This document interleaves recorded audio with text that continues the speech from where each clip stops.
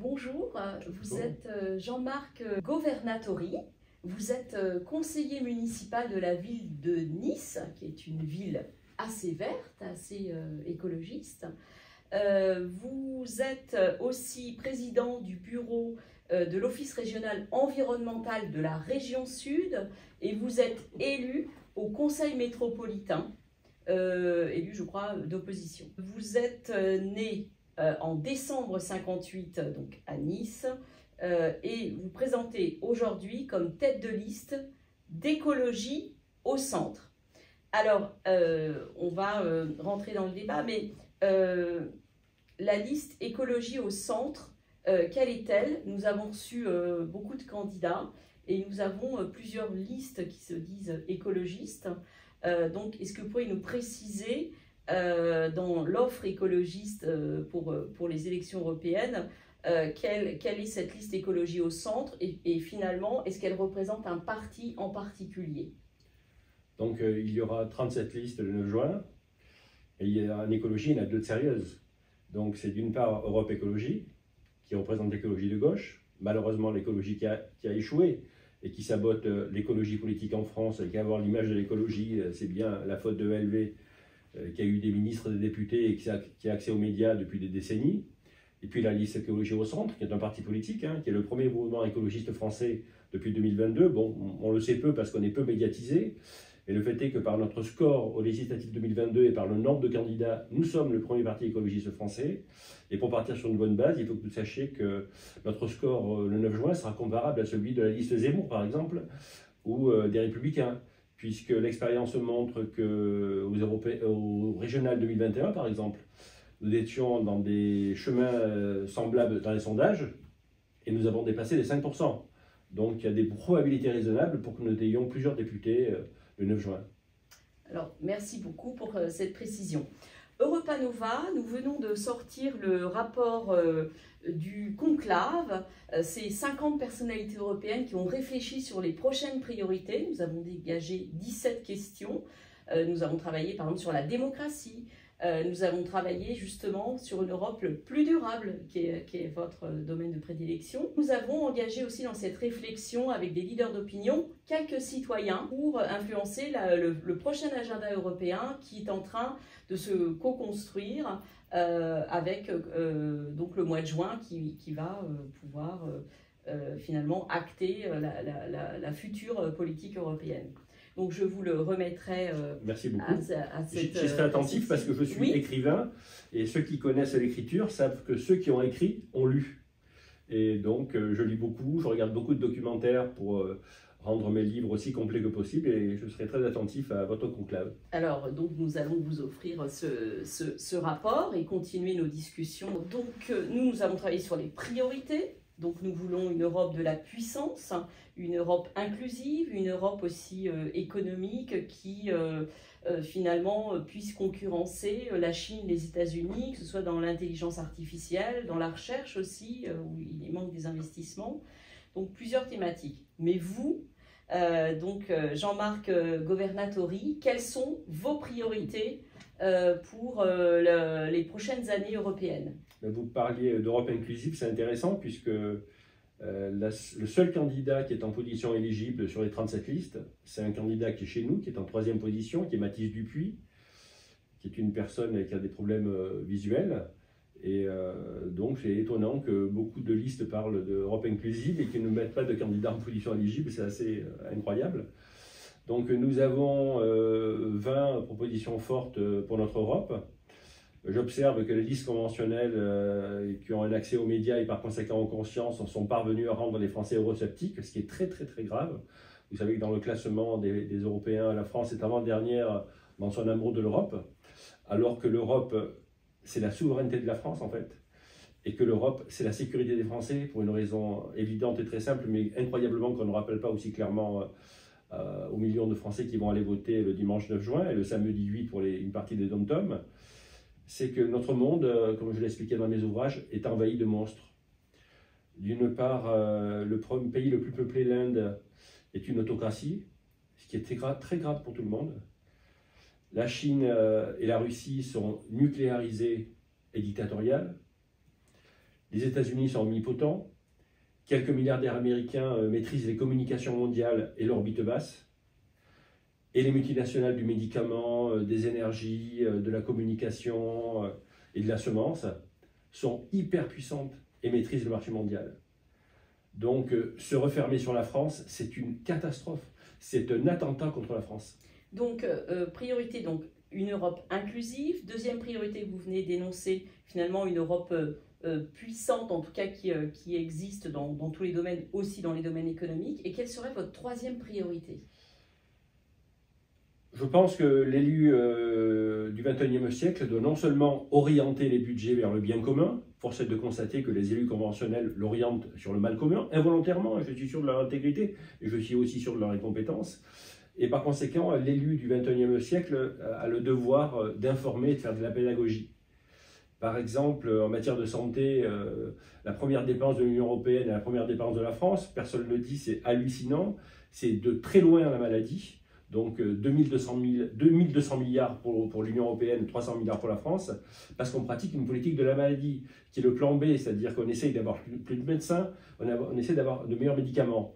En fait, ce qu'il faudrait, c'est une politique de santé, c'est-à-dire éducation à la santé et réduction des pollutions, parce que d'une part, ça réduit évidemment le nombre de décès, ça réduit le nombre de maladies, et ça offre des marges de manœuvre budgétaires extraordinaires, puisque c'est la première dépense européenne, 2200 milliards.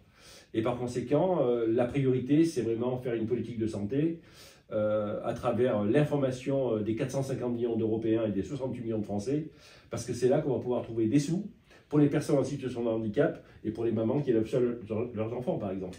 Je vous remercie. Quel est votre positionnement par rapport à l'élargissement de l'Union européenne? Mais nous vivons dans le monde réel, pas dans le monde parallèle des listes conventionnelles, donc c'est beaucoup trop prématuré que d'élargir l'Europe. Aujourd'hui, il y a 9 demandes pour entrer dans l'Europe, donc examiner les demandes, c'est bien.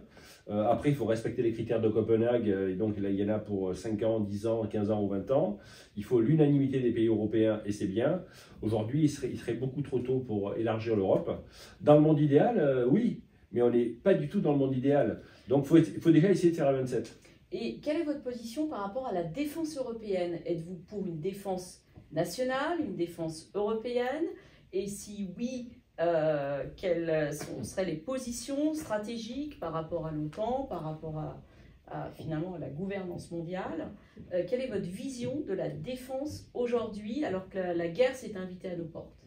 Mais on a vu que dans le conflit ukrainien qui a été causé par un dictateur russe, on a vu l'incroyable faute des pays européens qui n'ont pas coordonné leurs armées et leurs munitions. Et donc, quand les Ukrainiens recevaient un char d'un pays ou une arme d'un pays, il y avait les munitions dans notre pays, ça ne fonctionnait pas. Mais c'est incroyable qu'au bout d'autant d'années, les gouvernants européens ne sont pas arrivés à mettre en adéquation leurs munitions, leur armement. C'est carton rouge pour nous, c'est vraiment un carton rouge.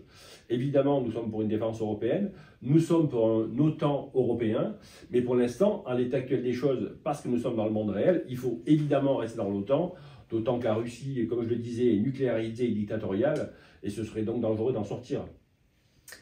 En Europe, aujourd'hui, le droit n'est pas harmonisé.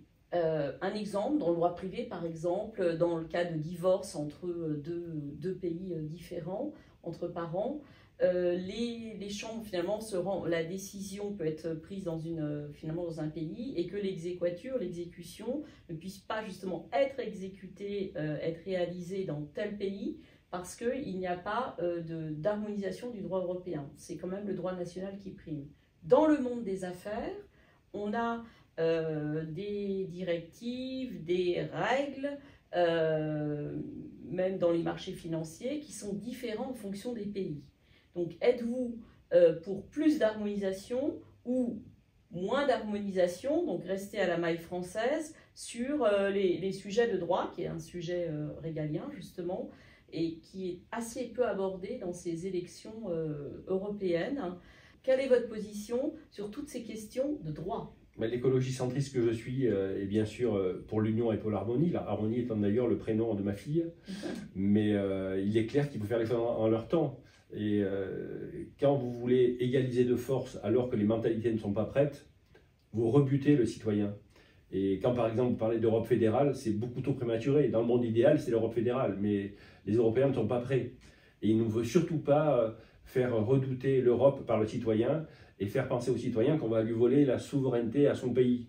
Donc, il faut vraiment faire les choses dans le bon temps et dans le bon moment. Donc, oui à l'harmonie de ce que vous exprimez, mais ce sera possible dans quelques années, quand les mentalités seront prêtes. Il faut d'abord faire comprendre aux 450 millions d'Européens la chance qu'ils ont d'être en Europe dans ce monde-là. Quand on voit Xi Jinping venir en France ou en Hongrie, et qu'on voit la puissance qu'il représente, la force économique qu'il représente, il faut que de suite le citoyen, quand il voit ça, il dit « heureusement qu'il y a l'Europe ». Et quand le citoyen se dira « heureusement qu'il y a l'Europe », ce sera facile d'harmoniser ce que vous exprimez. Donc le traité de Lisbonne qui a consacré la primauté des États membres, vous en faites un bilan mitigé et vous voudriez tendre vers un monde plus fédéral, mais en respectant plusieurs étapes, notamment la prise en compte citoyenne, je crois, dans votre projet. Autre question, quelle action avez-vous menée, là en tant qu'homme politique, jusqu'à présent, vous êtes élu à la métropole de Nice, quelle action vous a rendu le plus fier jusqu'à présent? C'est la mise en place de systèmes d'échanges locaux dans la 5e Île-de-France. Le système d'échange local est un outil fabuleux, ignoré par les mairies écologistes, c'est incroyable. Le système d'échange locaux, c'est un CEL. Il y a 900 CEL en France. C'est un processus par lequel les habitants d'un quartier ou d'un immeuble s'organisent pour se parler, pour communiquer, pour échanger leur temps, leurs biens, de la compétence. Ça produit des liens sociaux, ça produit du pouvoir d'achat, ça réduit les pollutions et ça produit le covoiturage. Le CEL est un outil fabuleux. Nous souhaitons en créer des centaines de milliers dans l'Union européenne et des milliers en France qui fonctionnent. Donc le CEL, c'est quelque chose que vous avez initié, partagé avec d'autres élus au niveau de la métropole de Nice. Dans la ville de Nice. Dans la ville de Nice. Et là, ça fait partie de nos 20 propositions pour l'Union européenne. Et si nous arrivons à le faire entendre et que les citoyens et la puissance publique s'en emparent, c'est une grande solution au pouvoir d'achat. Donc ça existe et vous l'avez mené avec Christian Estrosi, le maire. Il m'a aidé pour ça, alors qu'à la base, ce n'est pas un céliste, mais il a entendu le message. D'ailleurs, c'est un modèle qui vient d'Autriche, je ne sais pas si vous savez, où ils mutualisent, par exemple dans les immeubles, aussi les machines à laver, mais bien au-delà, les modes de chauffage et aussi la cohabitation. Enfin, c'est un système très européen d'ailleurs. Qui coûte zéro aux contribuables et qui a un impact fabuleux. Bien, merci. Et là, je voulais m'adresser plus à l'homme que vous êtes. Vous m'avez dit que vous étiez d'origine italienne. Alors, j'allais vous poser la question, est-ce que vous avez une histoire européenne? Et qu'est-ce qui a fait qu'aujourd'hui, vous postulez pour un mandat européen? Quel a été le déclic, l'histoire, le récit? Je m'adresse bien à l'homme et pas à l'homme politique que vous êtes. Mon passé entrepreneurial et mon passé associatif ont fait de moi un pragmatique. Et il se trouve que l'Union européenne a beaucoup d'impact sur la vie du Français et sur la vie du citoyen du monde que nous sommes tous en fait. Et par conséquent, c'est la première raison qui fait que je m'investis autant dans cette élection européenne. Et par ailleurs, une particularité personnelle, qui est que Simone Veil, la première présidente du Parlement européen, est née en juillet 1927, comme ma maman. Et elle est née à Nice, comme ma maman. Tout à fait. Donc, cette Simone Veil évoque beaucoup de choses pour moi.